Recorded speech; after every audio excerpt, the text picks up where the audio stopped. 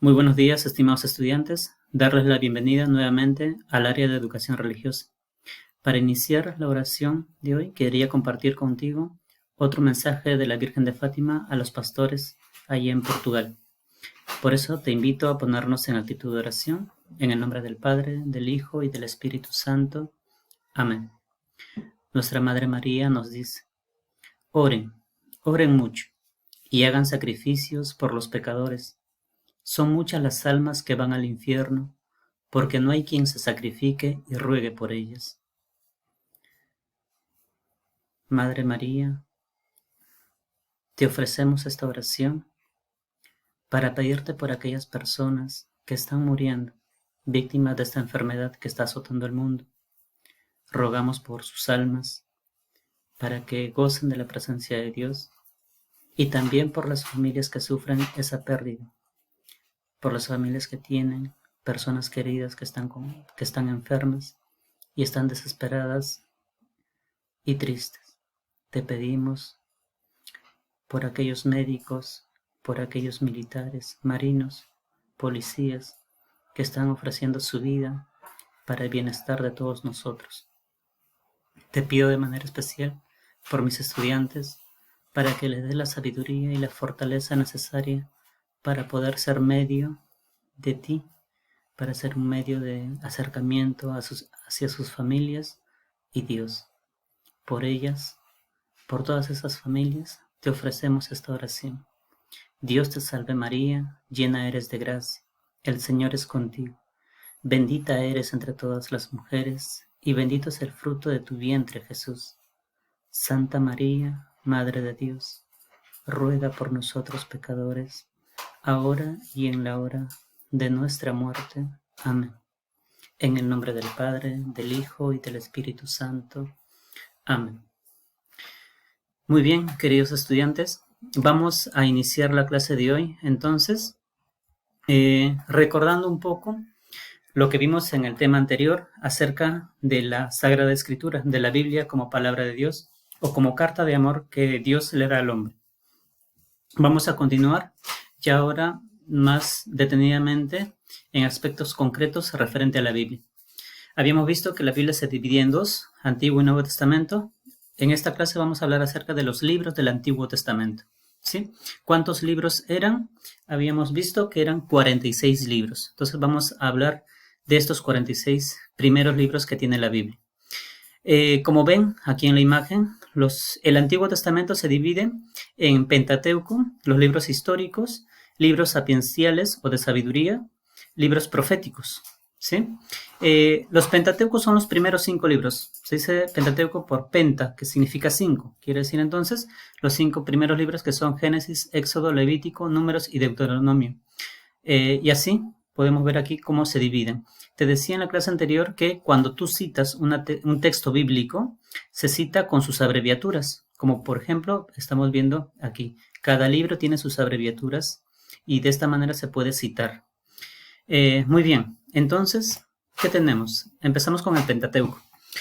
El Pentateuco está formado, les decía, por los 5 primeros libros de la Biblia, ¿no? ¿Qué cosas se muestran en los Pentateucos? Va desde la creación del mundo, ¿no? El ser humano, nos mencionan a personajes históricos como Abraham, Isaac, Jacob, Moisés, y también personajes de modo simbólico, ¿no? Como fue Adán y Eva, Caín y Abel y Noé. Hay cosas interesantes del Antiguo Testamento. Te he puesto y te voy a mostrar cada vez que vayamos siguiendo la clase textos importantes y que tienen su relación. Al final de este video te voy a mostrar la relación que hay en cada texto que te voy a mostrar. Por ejemplo, en el Pentateuco, uno de sus libros es el Éxodo. ¿Sí? En el Éxodo capítulo 3, versículo 12, dice: y él respondió: ve, porque yo estaré contigo, y esto te será por señal de que yo te he enviado. Cuando hayas sacado de Egipto al pueblo, serviréis a Dios sobre este monte. ¿Quién le dice estas cosas? Mejor dicho, ¿a quién se le dice estas cosas? Pues Dios a Moisés, ¿no? Cuando le da la misión. Y una de las cosas importantes que vemos en este texto es que Dios le promete algo. ¿Y qué cosa es ese algo? Que Él va a estar con Moisés, ¿no? Se nota aquí, yo estaré contigo. Hay una promesa, Dios no nos deja a nosotros cuando Él nos manda hacia una misión. Cada uno de nosotros tiene una misión y en esa misión que Dios nos ha dado, Él va a estar siempre presente. Entonces, el Pentateuco va a marcar y a mostrarnos varios personajes o los primeros personajes de los primeros 5 libros del Antiguo Testamento. Después tenemos los libros históricos, en la cual narran los acontecimientos más notables del pueblo de Israel. Recuerda que, te decía en la clase anterior, la Biblia no es un libro de historia, ¿sí? Si hay libros históricos, y aquí vemos, por ejemplo, ¿cuáles son esos libros históricos? ¿Habían visto? Aquí está. Josué, Jueces, Ruth, Samuel, etcétera, hasta Macabeos. Son los libros en que nos narran algunos pasajes importantes que vivió el pueblo de Israel. Estos libros históricos entonces explican, ¿no?, la sucesión de Moisés por Josué. Nos habla también acerca de la conquista de la tierra prometida y el reparto del territorio entre las tribus una vez que hayan llegado a la tierra prometida, que es Canaán. Sin embargo, vamos a ver también cómo actúan los jueces después de Moisés. Josué viene a ser el primer juez del pueblo de Israel. Juez se le dice en el sentido no de alguien que juzga, sino de alguien que dirige al pueblo, ¿sí? En este caso, Moisés dirigía al pueblo. A la muerte de Moisés le sucede Josué, que va a ser el primer juez de Israel. En estos libros históricos también vamos a ver, se puede leer la conquista de la tierra prometida, el reparto que se hace entre las tribus de Israel de los territorios, ¿no?, la división que hay en Israel de Reino del Norte y Reino del Sur. También se va a hablar acerca de la dominación asiria, de Babilonia, de los griegos, hasta llegar hasta los romanos, ¿no? Época en la cual va a nacer Jesucristo, ¿no?, en la dominación romana. Pero estos libros históricos van a poner énfasis sobre todo en la intervención que Dios tiene en la historia y cómo salva al pueblo que había elegido, ¿no? Fiel a la promesa que le había hecho a Abraham, a Isaac, a Jacob y así a todo el pueblo de Israel. Vemos aquí, por ejemplo, cómo es que Dios sigue manteniéndose fiel a su pueblo.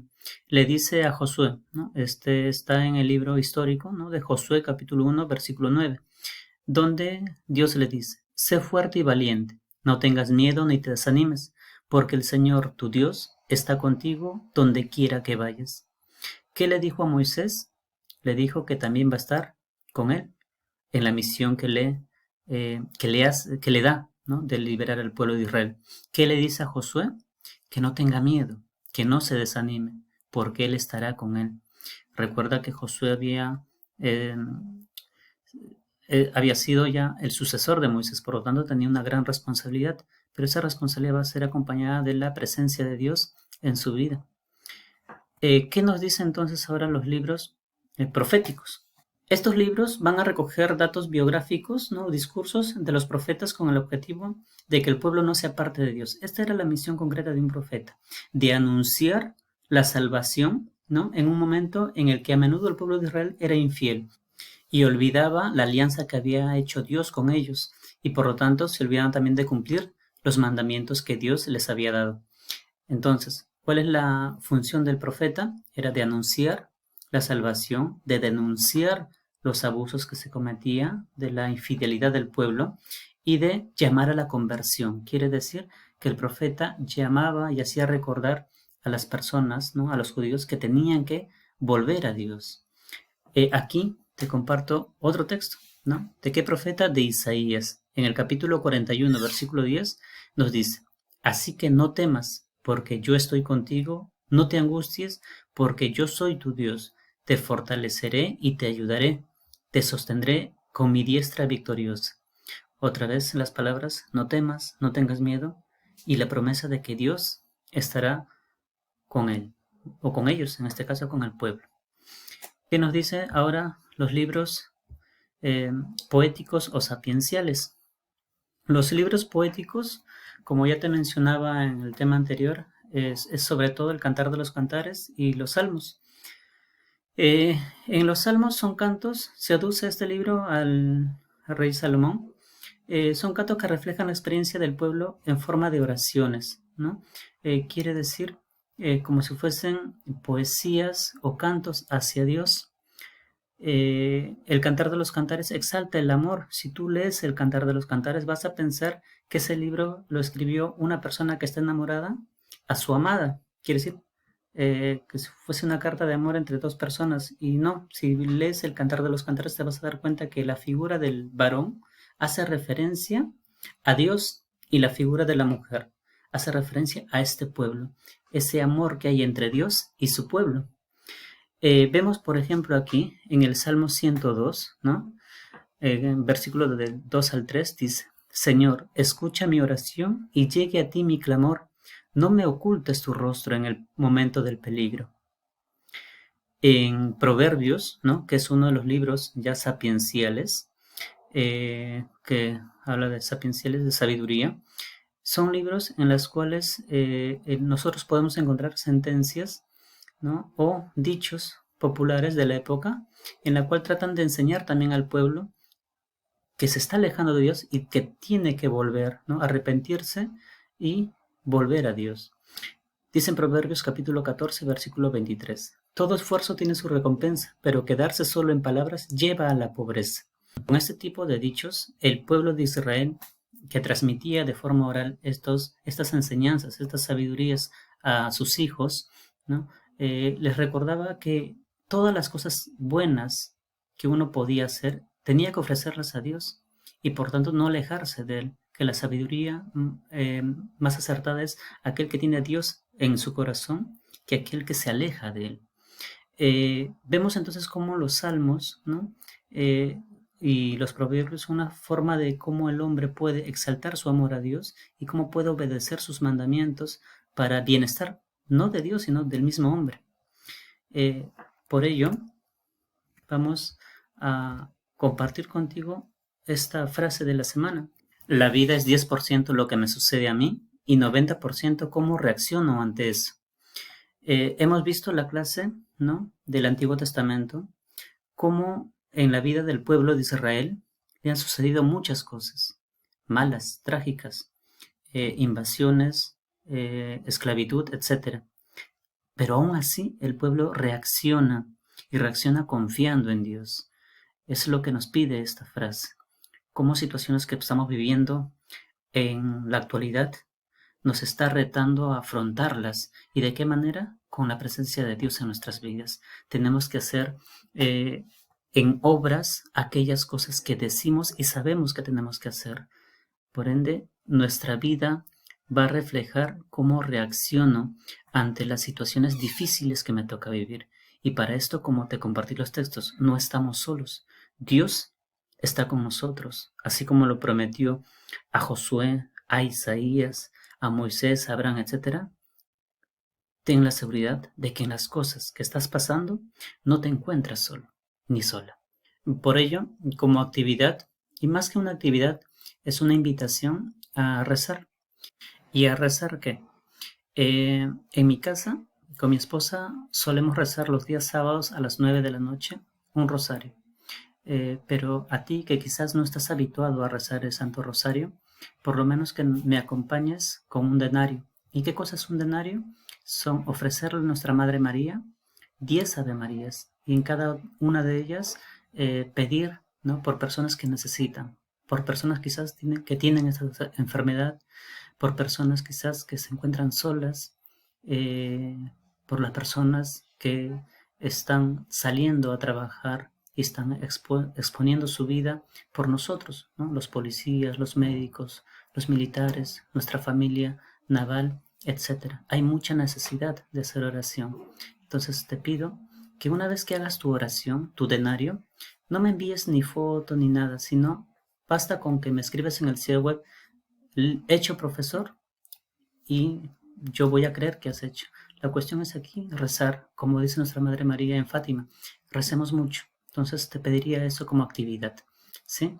Y si lo haces en familia, mucho mejor, porque recuerda, Jesús nos dijo, donde haya 2 o 3 reunidos en mi nombre, ahí está Él junto a ellos, junto a nosotros, ¿sí? Que tengas una bonita semana. Bendiciones para ti y tu familia.